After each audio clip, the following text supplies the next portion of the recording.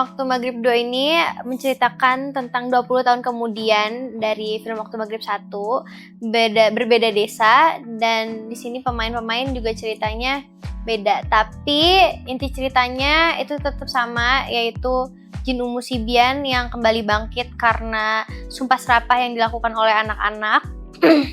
Di desa Giri Tirto ini ada beberapa anak-anak yang karena dari satu kejadian yang membuat mereka akhirnya bersumpah serapah dan akhirnya mereka kerasukan Jin Umu Sibian, lalu akhirnya mereka memburu teman-temannya sendiri.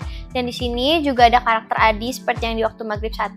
Di sini dia membantu anak-anak yang sedang dikejar-kejar oleh teman-temannya yang lain yang kerasukan. Pokoknya ini film horor yang berbeda lah daripada film horor lain karena ini kayak kisah nyata. Waktu Maghrib horor ini nggak cuman kayak nakut-nakutin tapi kayak ada actionnya, ada fightingnya gitu. Kalau aku memang juga sama kayak Sultan, sebelumnya aku udah lumayan sering main film horor, tapi menurut aku film Waktu Maghrib salah satu film horor yang benar-benar paling aku suka karena benar, ini beda banget dari film-film aku sebelumnya.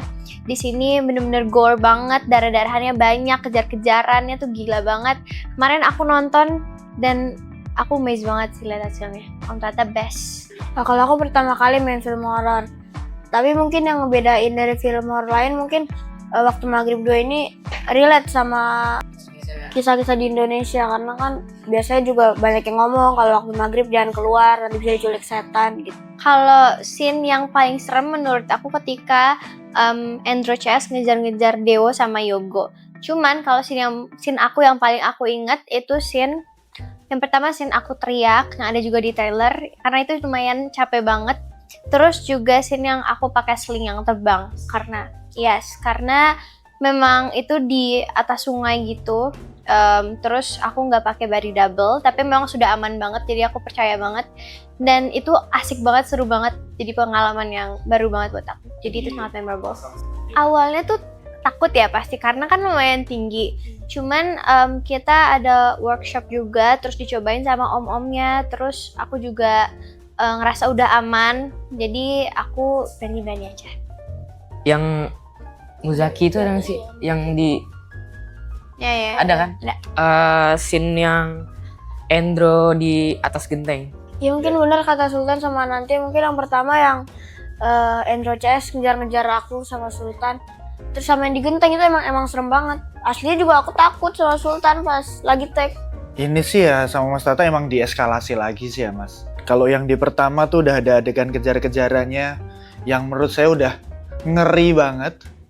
Tiba-tiba di Waktu Maghrib 2 ini apalagi setelah kemarin sempat nonton di gala premier akhirnya itu wah ditambah lagi porsinya dan ditambah lagi ketegangannya gitu. Mas Tata tahu banget sih caranya untuk menambah level gitu dari Waktu Maghrib yang pertama gitu. Kalau ditanya apakah ini se-worth it itu untuk nonton yang kedua sih worth it banget gitu. Kalau orang-orang yang mencari ketegangan saat menonton ini sih dimanjain banget sih di film. Jadi yang lumayan banyak porsi kesurupannya itu aku sama Andrew CS kebetulan. Awalnya aku ngerasa pressure karena aku pribadi harus memerankan sosok kesurupan yang kayak harus kelihatan serem tanpa aku pakai prostetik. Dan itu aku pikir sangat susah. Sampai akhirnya kita proses reading dibantu dengan coach Om Agus, terus juga set yang mendukung gitu-gitu. Jadi aku berusaha semaksimal mungkin dan sangat menyenangkan sekali sih. Ini sih saya ngerasanya justru Mas Tata berharap saya untuk sesituasional mungkin gitu. Jadi jokes-jokes yang keluar tuh bukan si Hansip ini jokesnya nggak keluar dari diksi-diksi, nggak keluarnya dari kata-kata yang mungkin jadi lucu untuk orang gitu, tapi dari sikapnya, dari penempatan kalimat yang mungkin agak kontradiktif dengan situasinya gitu. Jadi di sini malah saya di challenge untuk tidak ngejokes gitu, untuk tidak yang ngasih jokes-jokes yang tumbuhannya verbal sekali gitu. Jadi malah saya diminta senatural mungkin dengan situasinya. Memang perilaku Hansipnya tuh begini gitu lah. Perilaku Hansip inilah yang akhirnya bikin lucu gitu.